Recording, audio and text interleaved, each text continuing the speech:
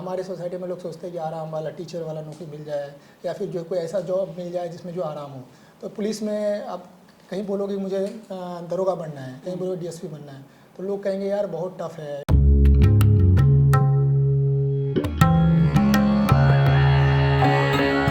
एक लंबे अंतराल के बाद हमारे ख़ास प्रोग्राम चाय बिस्कुट में आपका फिर से स्वागत है। कई वजहों से हम लोगों ने पिछले 1.5 महीने तक इस प्रोग्राम को डिसकंटिन्यू कर दिया था। अभी रमज़ान ख़त्म होते ही वापस हम इसको कंटिन्यू कर रहे हैं और हमारे साथ मेहमान हैं आज आसिफ साहब। आसिफ आलम साहब ने 2 बार बीपीएससी क्वालिफाई किया है।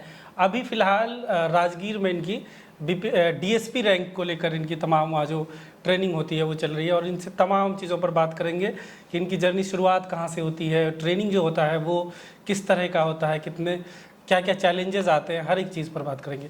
तो आसिफ साहब, पहले आप अपने बीपीएससी के बारे में बताइए, कब कब आप क्वालिफाई किए, फिर हम आगे चलते हैं। मैंने स्टार्टिंग किया था 63rd से। 63rd में जैसे मैं यूपीएससी की तैयारी करने के लिए 1 साल पहले हैदराबाद में मैं रहा, तो फर्स्ट अटैम्प्ट मैंने यूपीएससी का दिया था 2018 में और उसी टाइम पे मैंने फॉर्म भरा था बिहार का, क्योंकि उससे पहले मुझे सिविल सर्विसेज के बारे में उतनी नॉलेज भी नहीं थी। तो 63rd मैंने दिया फर्स्ट अटैम्प्ट बिहार में, उसमें मेरा हो गया, प्री हुआ, मेंस भी हुआ, इंटरव्यू तक मैंने दिया।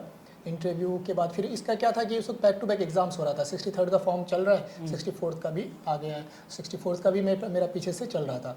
तो जैसे जब मैं 63rd का इंटरव्यू तक पहुंचा था, 64th का ऑलरेडी मैं प्री पास कर चुका था, मेंस लिख चुका था। तो 63rd में मेरा अनफॉर्चुनेटली नहीं हुआ था फर्स्ट टाइम पे। तो मेरे पास एक ऑप्शन था कि मेरा 64th पीछे से आ रहा है, क्योंकि मैं मेंस दिया हुआ था और फिर फॉर्चुनेटली 65th का तब तक प्री हो चुका था और वो उसमें मेरा प्री क्लियर हो गया था। तो इसका जैसे 3 स्टेज का एग्जाम होता है, प्री मेंस इंटरव्यू, तो ऐसा एक साइकिल मेरा चल रहा था कि 63rd नहीं हुआ, लेकिन पीछे से 2 एग्जाम्स के मैं जो फर्स्ट या सेकंड स्टेज, किसी का सेकंड स्टेज में था या किसी का फर्स्ट स्टेज में था। तो इसी तरह से 63rd नहीं हुआ था, 64th में मेरा जो है फर्स्ट टाइम इंटरव्यू तो किया और वहाँ क्रैक हुआ। उसमें मुझे सप्लाई इंस्पेक्टर मिला था, जिसमें लगभग 765 रैंक था। उसके फिर कुछ ही दिनों बाद, रिजल्ट के कुछ ही दिनों के बाद 65th का रिजल्ट आ गया था। तो उसमें मुझे जो है डीएसपी जो है विद 65th रैंक 65 बीपीएससी में मिला था और उसके बाद भी मैंने दिया हुआ था, 66 भी दिया हुआ था। तो डीएसपी जब मिल चुका था तो 66 का मेरा इंटरव्यू कॉल आया था, तो मैंने उसका इंटरव्यू नहीं दिया, इंटरव्यू छोड़ दिया।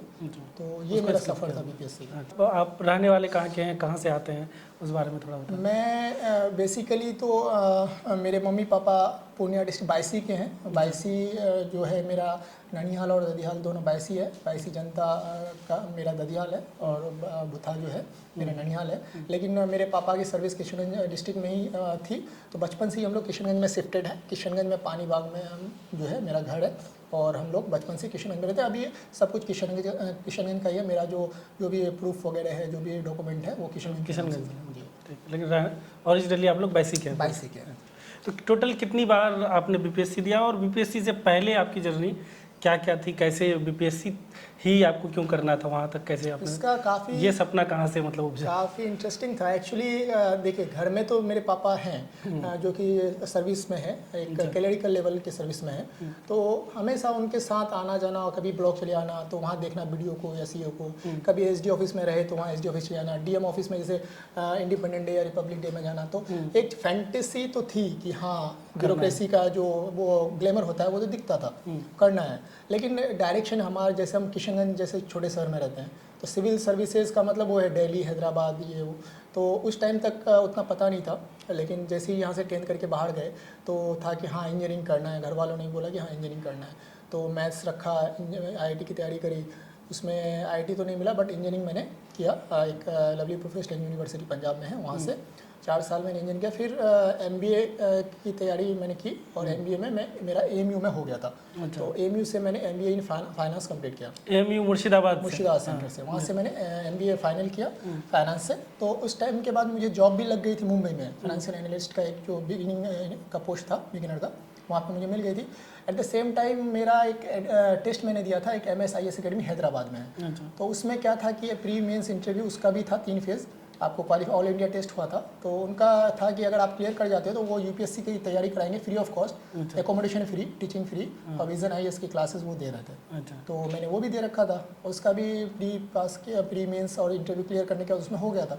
एट द सेम टाइम मेरा हो गया था तो जॉब करना है, उसको काफ़ी डायलेमा में था मैं। मेरा अपना पर्सनल था कि मुझे जॉब करना है, क्योंकि भाई MBA वगैरह किए हुए हैं तो मुझे थोड़ा सा वो कॉर्पोरेट वाला कल्चर अच्छा लगता था। लेकिन घर वालों का मानना था कि नहीं, घर में सर्विस से है, तुम्हारे पापा हैं, तुम्हारे दादा सर्विस में थे, तो तुम थर्ड जनरेशन अगर तुम इसको कंटिन्यू नहीं करोगे तो फिर आगे पीछे जो है गैप हो जाएगा।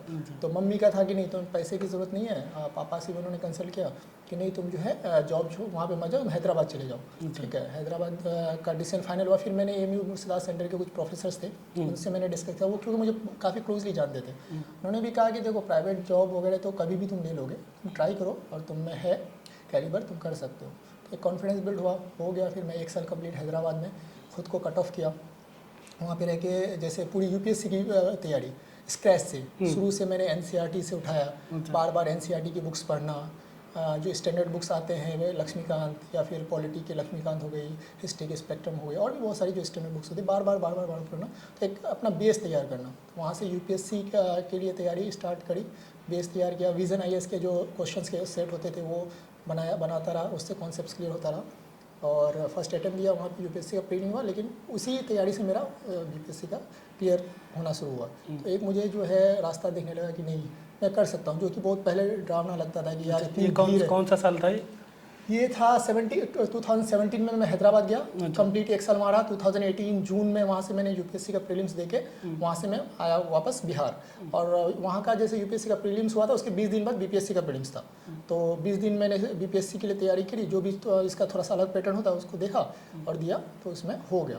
तो मतलब जो एक भीड़ देख के डर लगता था, खास करके बिहार UP में सिविल सर्विसेज में काफ़ी भीड़ होती है, तो एक डर रहता था यार पहली बार दे रहे हो पाएगा, और बहुत लोग डरा भी देते थे। लेकिन कॉन्फिडेंस में से मिला, क्योंकि उस बार जो है पेपर टफ था। पेपर टफ होने की वजह से हमेशा कट ऑफ ज़्यादा आता था, उस बार कट ऑफ कम हो गया था, उसमें मेरा हो गया था, तो एक कॉन्फिडेंस मिला। फिर मेंस दिए, कुछ लोगों ने मेरी जो राइटिंग स्किल थी उसकी उन्होंने तारीफ़ कर दी थी कि नहीं तुम्हारा बहुत अच्छा UPSC वगैरह का मेंस लिखे हो गया। वहाँ से एक अलग कॉन्फिडेंस आया, तो मैंने मेंस लिखा, मेंस भी क्लियर होता गया। तो एक सिलसिला चला, और ऊपर वाले के क्रम से जो है फर्स्ट टाइम तो नहीं, सेकंड टाइम विद रिजल्ट, और third time with more improvement जो है, जो DSP का मैंने सोच रखा था वो मुझे मिला था स्टेट सिविल सर्विस में। तो आगे क्या फिर UPSC के लिए अभी आगे सोचा तो है, हर कोई सोचता है, बट अभी जिस तरह से मैं रेगुलर ट्रेनिंग से गुजर रहा हूँ, ऐसा है कि मुझे सुबह 4 बजे उठना पड़ता है। वो स्टार्ट होता है दिन 4 बजे से और शाम के 6 बजे तक। इतना ज़्यादा पेनफुल ट्रेनिंग होता है कि मैं फॉर्म भी मैंने भर रखा है, लेकिन हिम्मत नहीं हो पाती है कि आप पढ़ो, क्योंकि अगर आप उधर ध्यान देते हो तो इधर ट्रेनिंग छूट जाती है, और ट्रेनिंग आपको दोबारा मिलने वाली नहीं है। तो अभी तक मतलब जो है सोच रखा है कि चलो इस साल नहीं हो पाएगा, अगले साल, लेकिन पता नहीं, देखते हैं ऊपर वाला कब तक उस मौका देता है, क्योंकि अभी तक मुझे उस तरह का टाइम नहीं, क्योंकि UPSC निकालना ऐसा नहीं है कि हाँ बैठ के आप जो है थोड़ा सा पढ़े और हो गया, उसमें भी टाइम लगेगा। तो अभी तक तो नहीं है कुछ क्लियर कि हाँ कितना टाइम मैं दे पाऊँगा, लेकिन हाँ करना तो है। तो दोनों चीज़ पैरेलली करना मुश्किल है, हाँ, ट्रेनिंग होती है पैरेलली, खास करके पुलिस में। अगर आपका पुलिस में हो गया है तो ट्रेनिंग इतनी टफ है कि आप पैरेलली नहीं कर सकते। अदर बहुत सारे सर्विसेज हैं, क्योंकि BPSC में भी बहुत सारे डिपार्टमेंट के पोस्ट आते हैं, तो कुछ सर्विसेज में आपको टाइम मिल जाएगा, लेकिन यहाँ पे ट्रेनिंग 1 साल की रेगुलर ट्रेनिंग है, तो इसमें आप स्टडी नहीं कर पाओगे। करना भी होगा तो फिर इसमें एक पैटर्न है, अगर आप ट्रेनिंग करके गए हो 10 दिन से ज़्यादा आपको छुट्टी नहीं मिलती है पूरे साल में। अगर आपने 4 महीने 5 महीने ट्रेनिंग के गुजार लिए, आपका प्री क्लियर हो गया है, तो आपको मेंस के लिए तब भी आपको कैंपस छोड़ना पड़ेगा, क्योंकि मेंस चलो प्री आपका हो गया, मेंस के लिए आपको जो है राइटिंग स्किल करनी पड़ेगी, अच्छे से राइटिंग पेपर्स लिखने पड़ेंगे। अगर आप छोड़ के जाते हो तो ये 4-5 महीने की जो आपकी ट्रेनिंग है वो वेस्ट हो जाएगी।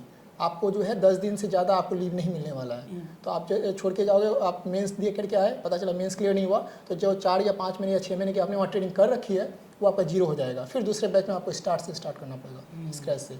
तो ट्रेनिंग अगर आपको उतना पेन फिर से लेना है कि नहीं, मुझे जो 4-6 महीने मैंने यहाँ पे ट्रेनिंग के गुजार लिए हैं, वो अगर नहीं भी मुझे फिर से मिलता है तो मैं मेंस के बाद फिर से वापस आऊँगा। अगर इन केस मेरा रिजल्ट नहीं हुआ तो मैं स्क्रैच से स्टार्ट कर सकता हूँ, तो आप कर सकते हैं। तो ये सब चीज़ों को देखते हुए पॉसिबिलिटीज थोड़ी सी वहाँ पे कम हो जाती है कि आप तैयारी करके साथ में कर सकें ट्रेनिंग के साथ। अच्छा, तो इसमें क्या पुलिस में जाने के लिए कोई स्पेसिफिक क्राइटेरिया है कि थोड़ा सा फिजिकल का क्राइटेरिया है। अच्छा। हाइट चाहिए होता है, हाइट चाहिए होता है। उसके बाद एक नौकिनी होता है, जो मेडिकल जब होता है, BPSC में जब इंटरव्यू होता है उसी टाइम पे हो जाता है। ये चीज़ मैंने फील किया क्योंकि जब एक एसआई का एग्ज़ाम होता है तो फिजिकल काफ़ी टफ होता है, लेकिन वहीं डीएसपी का एग्ज़ाम होता है तो फिजिकल के नाम पे कुछ भी नहीं होता, बस एक मेडिकल हो गया, हाइट चेक कर लिया, चेस्ट चेक कर लिया, नौकिनी वगैरह चेक कर लिया और आपका अगर फिट हो तो आपका हो जाता है। इसकी वजह से बहुत ज़्यादा प्रॉब्लम्स अंदर जाके होती है ट्रेनिंग में, क्योंकि ट्रेनिंग होती है काफ़ी टफ फिजिकल, वो ऑलमोस्ट सिमिलर होती है जो एक दरोगा जब क्वालिफाई करके जाता है और एक डीएसपी का फिजिकल ऑलमोस्ट सेम होता है। 10 किलोमीटर हमें दौड़ना पड़ता है, वो भी एक टाइम लिमिट में 60 मिनट में 10 किलोमीटर हमें दौड़ना पड़ता है, ठीक है। डेली नहीं, मतलब वीक में एक बार। धीरे धीरे एज बढ़ता है, पहले आपको 4 किलोमीटर फिर 6 किलोमीटर ऐसे करके बढ़ाते बढ़ाते, जैसे अभी मेरे 6 महीने ट्रेनिंग के हो चुके हैं तो अभी हम 10 किलोमीटर हर सैटरडे को दौड़ते हैं एक टाइम में, और उसको इंप्रूव करना होगा आपको हमेशा। उसके अलावा और भी बहुत सारे फिजिकल, जैसे रोप क्लाइंबिंग करना है, ठीक है। उसके बाद आपको सुबह पीटी में 100 पुशअप, सेटअप वगैरह ये सब लगाना है। फिर सब कुछ हो जाने के बाद आपको जिम भी जाना है, स्विमिंग करना है, हॉर्स राइडिंग करना है। तो ये सब चीज़ें जो है आपका फिजिकल फिटनेस मांगता है। लेकिन हमारे डीएसपी में क्या है कि ये बीपीएससी में छोटा सा एक मेडिकल होता है, उसके बाद आप अगर मेडिकल में क्वालिफाई हो और एग्जाम आपने क्लियर कर लिया तो आप डीएसपी में क्वालिफाई हो जाओ, सेलेक्ट हो गया। हाँ, लेकिन फिजिकल अंदर जो है काफ़ी टफ होता है। तो इसलिए बहुत सारे जो डीएसपीज हैं वो अंदर जाके ये भी कहते हैं कि यार इतना टफ अंदर कराना होता है तो बाहर ही क्यों नहीं इसका थोड़ा सा जो हिंट दे दिया जाए, क्योंकि आपको पता चल जाता है कि मैं अंदर जाके कर पाऊंगा नहीं, क्योंकि आप एक बार सिलेक्शन ले लेते हो। अब जब फिजिकल आपको करने की बारी आती है तो वो काफ़ी टफ लगता है। सुबह 4 बजे रोज़ उठना, भले ही आपका फीवर है फिर भी आपको जो है वहाँ पे मार्का होता है, वहाँ पे जाके आपको अटेंडेंस लगाना, ये सब चीज़ें टफ हो जाती है। तो थोड़ा सा जो है दिक्कत, क्योंकि पहले आपको बताया नहीं था, अंदर जाके थोड़ा सा। तो आप क्या मेंटली प्रिपेयर थे इस चीज़ के लिए? पहले ही से क्या सोचे थे कि नहीं पुलिस में ही जाना है? पुलिस में जाना, देखिए इसमें बहुत सारी चीज़ों ने रोल प्ले किया है। एक कह सकते सोसाइटी ने रोल प्ले किया है, अपना भी एक था ग्लैमराइज वर्ल्ड देख के कि हाँ यूनिफॉर्म है, ठीक है, पावर है, ये आपको रिवॉल्वर मिलता है, सर्विस रिवॉल्वर मिलता है। एक ग्लैमर था जो अटैक कर रहा था। दूसरा सोसाइटी, जिस सोसाइटी में हम लोग आते हैं तो पुलिस सर्विसेज में जाने में लोग थोड़ा सा डरते हैं कि नहीं यार बहुत टफ जॉब है, क्यों जाएंगे। हमारे सोसाइटी में लोग सोचते हैं कि आराम वाला टीचर वाला नौकरी मिल जाए या फिर जो कोई ऐसा जॉब मिल जाए जिसमें जो आराम हो। तो पुलिस में आप कहीं बोलोगे मुझे दरोगा बनना है, कहीं बोलोगे डीएसपी बनना है, तो लोग कहेंगे यार बहुत टफ है वहाँ, तो मतलब ऐसा है कि नौकरी में भी दिक्कत है और बहुत सारी बात। तो मुझे वो लगता था कि जो टफ है उसमें जाना चाहिए, और सोसाइटी के लोग भी कहते थे कि नहीं यार पुलिसिंग में जाओ, वहाँ पे होना चाहिए। तो वो एक था इन्फ्लुएंस करने वाला, दूसरा एक ग्लैमर। ये दो चीज़ जो है मुझे, बाकी टफनेस मुझे पता थी कि पुलिसिंग में टफ है, प्रिपरेशन टफ है, जॉब चैलेंजिंग है, ये चीज़ मुझे पता थी। और पुश करने के लिए 2 फैक्टर था, एक उसका पुलिसिंग का जो ग्लैमर होता है, और इसका एक चीज़ और मैं बताऊँगा फैक्टर कि पुलिसिंग मैंने क्यों, इसमें प्रमोशनल एवेन्यूज अच्छे हैं अदर डिपार्टमेंट के। जैसे बिहार एडमिनिस्ट्रेटिव सर्विस आप लेते हो, आप प्रमोट होकर के आप आईएएस नहीं बन सकते हो, रेयरली बन सकते हो, बहुत ही मतलब माइन्यूट परसेंटेज है। इसमें क्या है कि आपका इसका प्रमोशनल एवेन्यूज बहुत अच्छे हैं। अभी थोड़ा सा तो डिफिकल्ट हुआ है, लेकिन इससे पहले क्या होता था, एक डीएसपी आराम से आईजी बन सकता था, अच्छा, ठीक है। लेकिन अभी हम आईजी नहीं बन सकते, तो डीआईजी या एसपी तक तो 100% बन सकते हैं। तो ये एक प्लस फैक्टर था। तो उसके लिए कोई एग्जाम होता है या बस नहीं, एक प्रमोशनल पीरियड होता है। अच्छा। आपका अगर जो है स्पॉटलेस करियर रहा है और आप एक टाइम के बाद यहाँ से रिकमेंडेशन जाता है, बैच बाय बैच रिकमेंडेशन जाता है सेंट्रल को, वो वहाँ से अप्रूव करते हैं। तो आप जैसे जनरली इससे पहले का पास्ट रिकॉर्ड है कि 12-15 साल के बाद आप आईपीएस बन जाते थे, ठीक है। अभी थोड़ा सा 2-4 साल और आगे हो सकता है, लेकिन आप मेरे से ही कैडर के लोग जो हैं, बीपीएस कैडर के लोग, जो डीएसपी कैडर के लोग हैं, अभी जो है डीआईजी तक हैं। मेरी ही एकेडमी में डीआईजी है, ठीक है, जो कि डीएसपी बने थे अभी डीआईजी हैं। तो इसके प्रमोशनल एवेन्यूज़ भी बहुत अच्छे थे, इस वजह से मैंने इसको ऑप्ट किया था। अच्छा, प्रिपरेशन के दौरान जैसे क्या क्या चैलेंजेस आए उस वक्त? होता था बहुत लोग बीच में हिम्मत हार जाते हैं, तो आपका भी लगभग 4-5 साल का प्रिपरेशन का जर्नी रहा है ना, तो उस वक्त कैसे डील करते थे कि नहीं और कितना करें, कब तक करें, इस तरह की ये था, ये बहुत बड़ा फैक्टर रहता है। क्योंकि मैंने जब प्रिपरेशन करी थी, 2 चीज़ था। एक गोल्डन पीरियड भी था क्योंकि BPSC back to back exam ले रही थी, पुराने जो वैकेंसीज थी उसको क्लियर कर रही थी, क्योंकि बीपीएससी 5 वर्षीय योजना के लिए जाना जाता था पहले। लेकिन मैं जब आया राइट टाइम का, बहुत लोग कहते हैं तुम राइट टाइम पे राइट अटेम्प्ट लिए, तो उस टाइम पे क्या होता था कि हर साल वैकेंसीज आने लगी, एग्जाम्स जल्दी जल्दी होने लगे, रिफॉर्म्स आने लगे। दूसरा क्या था कि लॉकडाउन भी उस टाइम था, कोरोना का जो है एक बहुत बड़ा जो 2 साल का पीरियड 2 साल का पीरियड जिसकी वजह से हर कुछ बंद हो गया। उस टाइम पे ही मेरा एग्ज़ाम, जैसे कि मैंने 64 जब क्लियर किया था, मेरा मेंस का रिजल्ट आ चुका था, लेकिन इंटरव्यू और मेंस के बीच में लगभग 4 महीने का गैप था। क्यों? क्योंकि कोविड के टाइम पे ऑफिस बंद हुआ करती थी और ट्रांसपोर्टेशन बंद हुआ करती थी, तो इंटरव्यू को डिले कर दिया गया। तो ये चीज़ मैंने उस टाइम पे जो है फेस किया है। उसके लिए क्या था कि हमेशा खुद को मोटिवेटेड रखने के लिए मेरे पास ये था कि अगर मैं इस फील्ड में आया हूँ, इस फील्ड में अगर मैं सक्सीड नहीं करता हूँ तो मैं करूँगा क्या, ठीक है, क्योंकि मैंने बहुत सेक्रीफाइस करके इसको चूज़ किया है। अब इसको छोड़ के फिर दूसरा नहीं, ये करते करते पता चला कि अब दूसरे में गए वहाँ पे भी सक्सेस, तो मुझे करना हमेशा माइंड में ये आता था, इसमें मैंने इंटर किया है तो इसको मैं क्रैक करके ही दम लूँगा, क्योंकि अब वो नहीं है कि हाँ इसको 2 महीने में 2 साल इसको टाइम दे दिया, फिर नहीं हुआ तो कुछ और में जम कर गए, ये मेरे दिमाग में नहीं चलता था। मैंने कहा कि नहीं, करना है तो इसी को करना है। और एक हमेशा रहता था कि सेल्फ आइडेंटिटी, मतलब मैं घर में लॉकडाउन में ही मैं किशनगंज में रह करके उस टाइम पे तैयारी करता था, और मतलब पटना में कुछ दिनों तक था। जब हैदराबाद से आया, एग्ज़ाम के टाइम पे पटना जाता था, तब फिर मैं लॉकडाउन के टाइम पे घर पे ही रहा करता था। तो मेरे अड़ोस पड़ोस के लोग भी मुझे नहीं जानते थे कि आसिफ घर पे ही है, लेकिन घर पे रह के मैं तैयारी कर रहा था उस पीरियड में। और घर वालों का भी काफ़ी उसमें जो है कंट्रीब्यूशन रहता था, खाने पीने की चीज़ें हैं, जो भी चीज़ें हैं वो टाइम में मुझे मिल जाया करती थी। तो एक मोटिवेशन ये था कि हाँ आइडेंटिटी थोड़ा सा होता है कि हाँ तुमको खुद की आइडेंटिटी बनानी है। लोगों से मैं इसलिए भी नहीं मिलता था, क्या कर रहे हो, अभी तक तैयारी कर रहे हो, तो इसलिए मैं थोड़ा सा कट ऑफ लोगों से पूछते रहते थे। हाँ तैयारी करो, ये चीज़ मुझे हमेशा खाती थी कि आंसर करना है तो हाँ कुछ ऐसा आंसर करना है जब लोग जो है तुमको जो है जाने, तुमको खुद तुम्हारे नाम से जाने, ना कि तुम्हारे फादर के नाम से जाने। तो मैं कट ऑफ रहा लोगों से 2 साल या 1.5 साल, जो कोविड का टाइम था।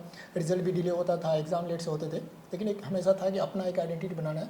कहीं बाहर निकलो तो ये नहीं कि अच्छा क्या करो अभी तक क्लियर नहीं हुआ है, या फिर अच्छा ये नूर आलम साहब का लड़का है, ये नहीं। जैसे कि अभी मुझे लोग जानते हैं मेरे नाम से, या फिर वो चीज़ हो जाता है, आप लोग रिकॉग्नाइज करने लगते हैं। तो ये माइंड में पॉजिटिविटी लेके आती थी मेरे दिल में। फैमिली के बारे में आपने बताया कि काफ़ी सपोर्ट था, तो और थोड़ा बताइए कि जैसे पेरेंट्स होते हैं, सिबलिंग्स होते हैं, तो उनका आपका थ्रू आउट जर्नी में किस तरह का सहयोग रहा है?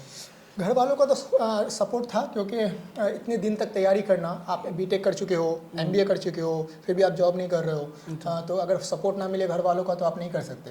फाइनेंशियल सपोर्ट भी होना ज़रूरी है, इमोशनल सपोर्ट भी होना ज़रूरी है। सिस्टर है मेरी, वो लोग हमेशा मतलब बोलती रहती थी कि नहीं तुम्हारा हो जाएगा, जिस तरह से तुम मेहनत करते हो, तुम्हारा नहीं होगा तो किसका होगा। ये एक अच्छा लगता था।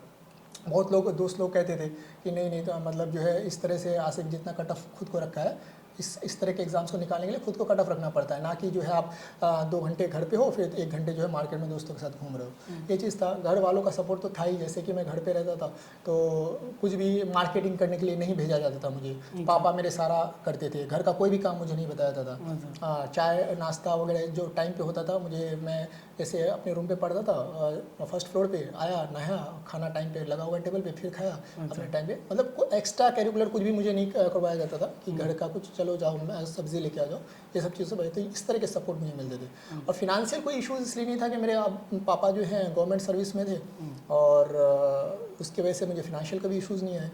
और मैं अकेला घर में था, लड़का, तो पापा भी जो है या गार्जियन जो लोग जो हैं तो हमेशा सपोर्ट करते रहे कि तुम कर जाओ, उसके बाद तो कोई दिक्कत है नहीं। अच्छा, तो आप लोग कितने भाई बहन? मैं अकेला हूँ भाई में, सिस्टर 2 है, तो एक तो मैरिड है, वो दिल्ली में है, और एक छोटी है जो अभी मेडिकल कर रही है, HMS कर रही है। तो ये अब थोड़ा सा ये जानना चाहेंगे कि जैसे कई लोग कामयाब नहीं हो पाते हैं इस प्रिपरेशन के बाद भी, तो अक्सर देखा जाता है कि वो एक अलग जोन में चले जाते हैं और परेशान हो जाते हैं, थोड़ा मेंटली भी उनको बहुत ज़्यादा इफेक्ट पड़ता है उनका। तो उनको आप क्या एडवाइस देना चाहेंगे कि अगर नहीं हो पाता है तमाम कोशिशों के बावजूद, तो कैसे डील करें, क्या करें? मैं तो यही कहूँगा कि अगर किसी ने भी जो है ऑनेस्टली तैयारी करी है तो उसका नहीं रुक सकता एग्ज़ाम। मैं हमेशा ऊपर वाले पे ट्रस्ट करता था, और थोड़ा सा इंसान को रिलीजियस भी होना ज़रूरी है। मैं थ्रू आउट जैसे रात में तहज्जुद की नमाज़ पढ़ना, उस टाइम पे मेरे पास टाइम होता था मैं ज़्यादा करता था। अभी थोड़ा सा ट्रेनिंग जैसे है तो मैं कम कर देता हूँ। मुझे घर वाले भी बोलते हैं कि तुम पहले की तरह और नहीं करते हो। अच्छा। तो मैं रिलीजियस भी था, ठीक है, जिससे मुझे काफ़ी पीसफुल रहता था, माइंड मेरा पीसफुल रहता है। नमाज में पढ़ता रहता, तो किसी भी तरह की उलझन होती थी तो नमाज के थ्रू जो है वो मुझे सुकून मिल जाता था। तो ये चीज़ आप साथ साथ करें, फिजिकल एक्टिविटी करें थोड़ा बहुत। मैं फिजिकल एक्टिविटी कहीं नहीं जाता था, घर पे ही थोड़ा बहुत वर्कआउट कर लेता था, ठीक है। इससे मुझे ऐसा कभी फील नहीं हुआ कि हाँ ओवर वेट हो गए, थोड़ा सा अजीब सा जो है आपका बॉडी स्ट्रक्चर हो गया, तैयारी कर रहे हैं और मतलब जो है आपकी अपनी पर्सनैलिटी ख़राब हो रही है। तो ये सब चीज़ें करते रहने से मोटिवेटेड भी आप हो, ठीक है, आपको एक एनर्जी भी मिल जाती है, और दूसरी चीज़ है कि नेगेटिव नहीं होना है। मैंने देखा है कि अगर आप अच्छे से तैयारी करते हो ना, जैसे जहाँ पे मैं रहा हूँ तो कुछ लड़के होते थे कि चलो आज जब थोड़ा पढ़ लिया, दूसरे दिन पूरा सो रहे हैं, ठीक है, आज थोड़ा पढ़ लिया मूवी देखने चले गए, आज थोड़ा पढ़ लिया चलो आज घूमने चलते हैं। मैं हैदराबाद में रहा, बहुत ही रेयरली कोई मूवी में, मैंने मूवी तो वहाँ देखी ही नहीं, कहीं घूमने जाता था तो एक मेरे रिलेटिव थे वो कभी कॉल करते थे तो उन्हीं के साथ, वो हैदराबाद के ही हैं मेरे खालू हैं, तो उनके साथ मैं घूमने जाता था। अदरवाइज़ अपना जहाँ पे मैं एकेडमी में पढ़ता रहा दिन रात, जो भी है, जो भी मेरा टाइम टेबल है, एक दिन भी अगर जाता था लगता था कि जो मुझे आज कवर करना था वो मेरा रह जाएगा। तो जो मेहनत करते हैं उसका होता है, ये मेरा अपना बिलीफ है। और साथ साथ थोड़ा बहुत जो है रिलीजियस एक्टिविटीज़ करें, फिजिकल एक्टिविटीज़ करें खुद को मोटिवेटेड रखने के लिए। और मेरा अपना बिलीफ है कि अगर आप ऑनेस्टली मेहनत करते हैं तो एक अटैम्प्ट में हो सकता है कि आपने कहीं ना कहीं कुछ गलतियाँ करी हैं तो वहाँ रुक गया होगा, लेकिन दूसरे अटैम्प्ट में उसी गलतियों को सुधारते हुए आप काम करें, आपका हो जाएगा। अच्छा, जैसे हमारे और आपके जैसे यूथ रहे हैं वो करियर को लेके शुरू से बहुत ज़्यादा हम लोग, जैसे मैंने भी इंजीनियरिंग किया, फिर अभी जर्नलिज्म में आ काफ़ी डाइवर्टेड है। आप भी जर्नलिज्म बीटेक, फिर एमबीए और फिर आप बीपीएससी में हैं। तो ऐसे में आप क्या एडवाइस देना चाहेंगे कि जो अभी नए नए बच्चे हैं जो ग्रेजुएशन की तरफ जा रहे हैं, कैसे करियर के डिसीजंस लें कि दो क्या तीन करना फैक्टर है? है इसमें, एक पॉजिटिव भी है नेगेटिव भी है। मैंने अपने में पाया है कि देखिए अभी आप डेटा भी देखेंगे तो भले ही इंजीनियर्स लोग आकर के सिविल सर्विस में करते हैं, लेकिन ये चीज़ बहुत ज़्यादा हाइप भी हो गया कि इंजीनियर्स लोग ही निकालते हैं, तो आपको कहीं ना कहीं बेनिफिट तो करता है, साइंस वाला बैकग्राउंड तो बेनिफिट करता है। अच्छा। भले ही आप कहेंगे कि इंजीनियर्स करने के बाद, इंजीनियरिंग करने के बाद इधर क्यों आए, लेकिन आप देखिए कि आप आईएएस की नौकरी यूपीएससी में देख लें, मोस्टली आईएएस आईपीएस जो है वो आईटीएस होते हैं। आप civil service, state civil service में देख लें कि इंजीनियर्स होते हैं, और जो जनरल स्टडीज़ या जनरल कोर्सेज करने के बाद आते हैं उनको प्रॉब्लम्स हो रही है। अच्छा। तो इससे आप ये पॉजिटिवनेस देखिए इसका कि आपको कहीं हेल्प कर रही है। भले आप बीटेक करके अपने प्रोफेशन में ही जाके इधर आ रहे हैं, लेकिन आपको एज तो मिल रहा है।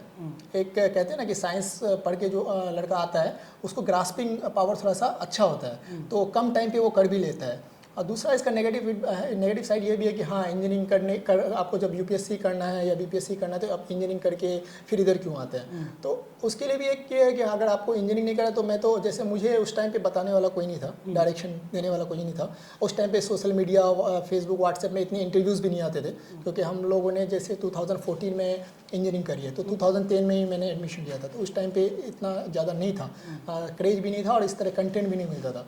अभी तो कंटेंट है, लोग अभी डिसाइड कर सकते हैं, उनको पूरा सिलेबस पता चल जाता है, टॉपर्स के इंटरव्यूज़ मिल जाते हैं, तो अभी डिसाइडिंग करना थोड़ा इजी है।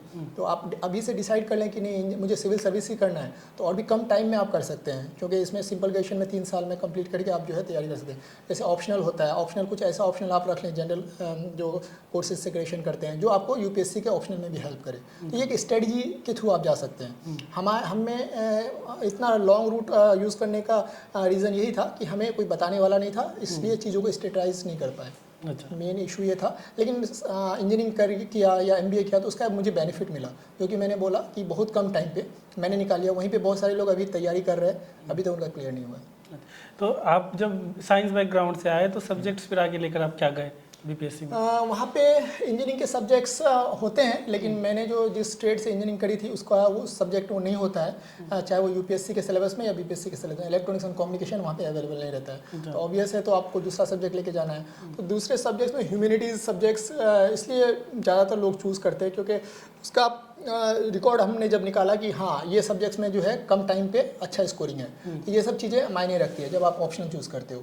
और आपके अवेलेबल मटेरियल्स मार्केट में किसके ईजीली हैं, ये सब चीज़ मायने रखते हैं। अब जैसे बहुत लोग इंजीनियरिंग करके इंजीनियरिंग के सब्जेक्ट्स भी रखते हैं, लेकिन बहुत ही कम नंबर्स होते हैं, और अदर सब्जेक्ट में स्विच कर जाते हैं ज़्यादातर इंजीनियरिंग के स्टूडेंट, क्योंकि उसके रिसोर्सेज जो अवेलेबल है मार्केट में बहुत ज़्यादा है, कम टाइम पे आप कर सकते हो, ठीक है, स्कोरिंग अच्छा है। तो ये सब चीज़ों को देखते हुए सोशलॉजी मैंने रखा था। सोशलॉजी इसलिए रखा था कि यूपीएससी में भी मुझे अटेम्प्ट लेना था और बीपीएससी में भी, तो सोशलॉजी मैंने पढ़ना स्टार्ट किया, मज़ा आने लगा। जैसे आप एक बार अचानक मशीन से जब आते हो, आप जो है हिस्ट्री में मुगल्स के बारे में पढ़ते हो, या फिर आप जो ज्योग्राफी में पहाड़ों के बारे में पढ़ते हो, नदियों के बारे में पढ़ते हो, तो आप अच्छा लगने लगा, अरे यार ये सब चीज़ें तो हमें पता ही नहीं थी कि ये नदियाँ यहाँ से निकलती है या हिमालयन रिवर्स होता है। तो चैलेंजिंग नहीं होता कि जीरो से आप स्टार्ट कर रहे हैं लगभग, मान ली जो स्कूल में पढ़ा लेकिन फिर भी बिल्कुल बहुत स्क्रैच से स्टार्ट कर रहे हैं। लगता है, टाइम लगता है, लेकिन मज़ा आता है। टेक्निकल चीज़ें जब आप पढ़ते हो ना तो वो ज़्यादा आपको मतलब जो है एफर्ट लगाने की ज़रूरत पड़ती है। वहीं पे आप जब ज्योग्राफी पढ़ने लगते हो, हिस्ट्री पढ़ने लगते हो, तो ये इंटरेस्टिंग लगने लगता है कि ज़्यादा एफर्ट नहीं है कि हाँ यहाँ पे ये फार्मूला से ये आएगा, ये फार्मूला से वो आएगा। वो सिंपल चीज़ें होती हैं। हिस्ट्री पढ़ते हो तो एक क्रोनोलॉजी बना हुआ है कि इसके बाद ये ऐसे ऐसे हुआ, यहाँ से एंट्री हुआ, ये स्ट्रगल, ये जो है दोनों के बीच में फाइट हुई। ज्योग्राफी में जो है उसी तरह से कि आप नॉर्थ इंडिया में हो, साउथ इंडिया में क्या क्या है, तो ये सब चीज़ें जो आपको पता चलती है, अपने देश के बारे में, अपने जगह के बारे में पता चलती है, तो मज़ा आने लगता है। तो टाइम लगता है क्योंकि आप ह्यूमैनिटीज़ में अचानक जाते हो, तैयारी करते हो, थोड़ा टाइम लगता है, बट हो जाता है। 1 साल का टाइम अगर आप अच्छे से देंगे तो हो जाएगा। अच्छा, अब इलाके में देखा जा रहा है कि कई जो इलाके के यंगस्टर्स हैं वो बहुत जल्दी चीज़ों को हासिल करना चाहते हैं कि 10th किया, 12th किया, उसके बाद ही वो चाहते हैं कि कुछ पैसा कमा लें या कुछ ऐसा कर लें कि जल्दी से जॉब हासिल हो जाए। या और देखा जा रहा है कि बच्चे नशे की लत में बहुत, हम लोग लगातार स्टोरीज भी करते रहते हैं कि जनरेशन बिगड़ रहा है, कई लोग फ़ोन के पीछे दिन भर लगे रहते हैं, तो उनको क्या एडवाइस देना चाहेंगे? उनके लिए तो मैं एक ही चीज़ कहूँगा कि जो लोग सोचते हैं कि मुझे मतलब शॉर्ट टर्म में अर्निंग करना है या बहुत जल्दी या कुछ ऐसा हो जाए कि मैं अर्न करने लग जाऊँ, तो मैं एक ही चीज़ बोलूँगा कि पैसा कमाना चलो इजी है, लेकिन नाम कमाना इजी नहीं है। आप पैसा तो कमा लोगे, आप बहुत सारे लोगों को देखोगे कि गल्फ़ कंट्रीज़ में जाके लेबर क्लास के लोग जाके अच्छा खासा अर्न कर लेते हैं, लेकिन उनको कितने लोग जानते हैं। लेकिन आप एक अच्छे सर्विस में जाते हो तो आपको जो है आपकी फैमिली को इज़्ज़त मिलती है, आपको इज़्ज़त मिलती है, आपको लोग जानते हैं। तो वो चीज़ कमाने के लिए जो है आपको शॉर्ट टर्म में आप नहीं कमा सकते। तो आप वहीं देख लो कि आपको पैसा चाहिए या इज़्ज़त चाहिए, सोसाइटी में जो है रिस्पेक्ट के साथ पैसा चाहिए। अगर ये चीज़ अगर आपको पता चल जाएगा, एहसास हो जाएगा, तो आप जो है शॉर्ट टर्म में कोई भी चीज़ अर्न करने के बारे में नहीं सोचोगे। तो जो भी यंग जनरेशन के बच्चे हैं जो सोचते हैं कि शॉर्ट टर्म में मैं अर्न कर लूँ, शॉर्ट टर्म में अर्न करना ईजी है, बट आप जो है उससे ज़्यादा सोचो कि आपके माँ बाप को एक रेपुटेशन जो मिले, एक इज़्ज़त मिले सोसाइटी में, आपको इज़्ज़त मिले। तो ये चीज़ जब आप अपने दिमाग में बिठा लोगे तो आपको जो है पैसे के पीछे आप नहीं भागोगे, आप कुछ अच्छा करने की कोशिश करोगे जिससे सोसाइटी में आपको रिस्पेक्ट मिले। दूसरा, अभी मोबाइल है तो मोबाइल उसका प्रोज एंड कॉन्स दोनों हैं।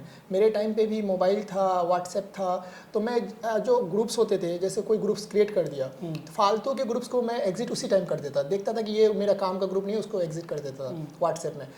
एकदम फेसबुक में मैं कट ऑफ था, क्योंकि अगर प्रिपरेशन कर रहे हो तो आपको ऐसी चीज़ों से आपको दूर जाना है कुछ दिनों के लिए, हमेशा के लिए नहीं जाना है। 1 साल 2 साल तो खुद को कट ऑफ रखो, एक बार आप देखो कुछ बन जाते हो, खुद लोग खोज के आपको फॉलो करने लगेंगे। फेसबुक में फ्रेंड रिक्वेस्ट अभी इतने सारे आते रहते हैं, मैं जो है उसको एक्सेप्ट नहीं करता। वही आप जो है अपने जो गोल्डन टाइम को, जब जिस टाइम पे आप बहुत अच्छा कुछ कर सकते हो, उस टाइम पे अगर आप फेसबुक और व्हाट्सएप में दोगे और आप बाद में कुछ नहीं कर पाओगे, वो 1 साल आप वेस्ट कर दोगे, तो बाद में आपको रिग्रेट होगा। तो 1 साल या 2 साल आप कंप्लीटली अपने आप को कट ऑफ करो, उसका बहुत अच्छा रिजल्ट आएगा। और जो चीज़ आप सेक्रीफाइस करोगे उस चीज़ का उसके बाद में मज़ा आने लगेगा।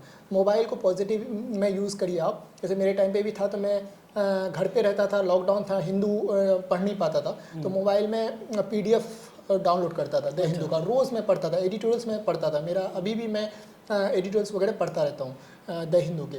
तो इसको पॉजिटिवली यूज़ करें, ना कि जो है आप जो है यूट्यूब में कोई एक वीडियो देख लिया, उसके बाद उसका जो है एक थ्रेड स्टार्ट हो जाता है, तो वो सब चीज़ें ना देखें। यूट्यूब में आप जो है बहुत सारे स्टडी से रिलेटेड वीडियोज़ भी लोग डालते हैं, इतनी मेहनत करते हैं, आप उसको देखें, उसका यूज़ करें। और नशा पढ़ाई का होना चाहिए, नशा जो है किसी ऐसी चीज़ का होना चाहिए जिससे जो है लोगों को आपको देख के नशा आ जाए। ठीक है, आप नशा तो कर लोगे लेकिन उससे आपकी ज़िंदगी ख़राब होगी। तो कुछ ऐसी चीज़ों के बारे में सोचो, उसका नशा करो, किताबों का नशा करो, कुछ अच्छा बनने का नशा करो। मैं तो यहाँ के यूथ को यही कहूँगा। और हमारा सीमांचल मैं देखता हूँ कि अदर डिस्ट्रिक्ट बिहार में है, वहाँ के बच्चे गवर्नमेंट सर्विस में बहुत अच्छे नंबर्स में आ रहे हैं, लेकिन हमारे किशनगंज के बच्चे जो है अभी भी टीचर्स से बाहर नहीं निकल पा रहे हैं। टीचर्स पता नहीं, शायद वो कंफर्ट जोन में रहना चाहते हैं, इसलिए टीचर्स की नौकरी को देखते हैं। मैं कहूँगा कि जैसे पुलिस की नौकरी में भी SI की वैकेंसीज बहुत आती है, लेकिन यहाँ के बच्चे नहीं भरते हैं, जबकि बहुत अच्छी नौकरी है वो। वहाँ पे आप जाओगे तो ऑब्वियस है कि आपका यूनिफॉर्म वाला जो एक लाइफ है वो मिलेगा, जो कि आपको टीचर्स पे शायद ना मिले। थोड़ा सा स्ट्रगल है उसमें, लेकिन अच्छा है। तो उसी तरह से जो है और भी बहुत सारी सर्विसेज है, तो उस चीज़ का जो है आप उसके बारे में सोचो, उसके बारे में नशा करो। थोड़ा सा चैलेंजिंग चीज़ों में आप जाने का सोचो, ना कि जो है जो कंफर्ट लाइफ है, कंफर्ट चीज़ें हैं, उसी के बारे में हमें सोचो आप। मैं ठीक कहूँगा। अच्छा, तो जाते जाते आप कुछ जो एस्पिरेंट्स हैं जो करना चाहते हैं UPSC BPSC, उनको क्या एडवाइस देना चाहेंगे? पहला। दूसरा, आपसे अगर कोई कांटेक्ट करना चाहे, कोई सवाल पूछना चाहे तो ईमेल आईडी या सोशल मीडिया का कुछ आप अगर बताना सोशल चाहें। मीडिया फेसबुक में मैं हूँ आसिफ आलम नाम से, अच्छा, और इंस्टा पे भी हूँ मैं। तो वहाँ लोग वहाँ आपसे मैसेज करके अगर कोई पढ़ाई लिखाई से रिलेटेड कुछ है तो मैसेज करें, मैं उनका आंसर जरूर करूँगा कि हाँ मतलब कैसे क्या करना है। और मैं करता भी हूँ, फेसबुक में बहुत लोग मुझे मैसेज करते हैं क्या पढ़ना है, या फिर जो लोग मैसेजेस के थ्रू मुझे लगता है कि नहीं ये ज़्यादा ही इंटरेस्टेड है, नंबर मांगते हैं, मैं उनको नंबर भी देता हूँ, तो नंबर ऑडियो कॉल के थ्रू भी हेल्प कर देता हूँ। तो वहाँ उसके थ्रू मुझे कांटेक्ट कर सकते हैं। बाकी यही मैं कहूँगा कि अभी जो है अगर किसी को भी लग रहा है कि हम कर सकते हैं तो वो तैयारी स्टार्ट करें। हाँ, कोई शॉर्टकट नहीं है। कोई कहेगा कि 2 महीने तैयारी करके मैं निकाल लूँ, तो मैं ये हमेशा कहूँगा कि इतनी टफ टाइम पे आपको इतना अच्छा अगर नौकरी मिल रहा है, आप अगर 10th की डिग्री लेने के लिए 10 साल पढ़ते हो, तो आप जिस जॉब से आपकी 30 साल की आगे की या 35 साल की ज़िंदगी आपकी उस पर डिसाइडेड होती है, आप उसको कहोगे कि मुझे 5 महीने ही तैयारी करके मेरा निकल जाए, तो ये मैं कहूँगा कि ये पॉसिबल नहीं है। मैंने 1 साल कंप्लीट दिया था, उसके बाद एग्जाम्स निकलना शुरू हुआ। आप कहोगे कि हाँ फॉर्म आया है, अभी हम तैयारी करना शुरू किए, 2 महीना में पढ़ के गए, नहीं हुआ तो आप डिप्रेस हो जाओगे, तो फिर तो आप इस लाइन के लिए नहीं हो। आप अपने आप को कंप्लीट कम से कम 1 साल दो, और 1 साल के बाद देखो कि हाँ रिजल्ट कहाँ जा रहा है मेरा, ठीक है। उससे जो है आपका रिजल्ट होगा। और 1 साल स्क्रैच से स्टार्ट करो और 100% डिवोट करो आप उसको। तो ये हमारे साथ थे आसिफ साहब, बहुत जल्द अपना सर्विस देंगे कहीं ना कहीं किसी इलाके में बिहार के डीएसपी के तौर पर। और आपको कैसा लगा ये इंटरव्यू कमेंट में ज़रूर बताएं। बहुत लोगों की ये मांग थी कि नॉन पॉलिटिकल लोगों को भी चाय बिस्कुट में लाया जाए, तो आपकी मांग को रखते हुए हमने ये शुरुआत की है कि अब हम मिक्स रखेंगे, हर एक तरह के लोगों को लाएंगे, अलग अलग फील्ड के लोगों को लाएंगे। तो आपको इंटरव्यू कैसा लगा कमेंट पे ज़रूर बताएं। और आसिफ साहब ने बता ही दिया है कि अगर आपको करियर से रिलेटेड कुछ पूछना है तो आप उनसे कैसे संपर्क कर सकते हैं। शुक्रिया।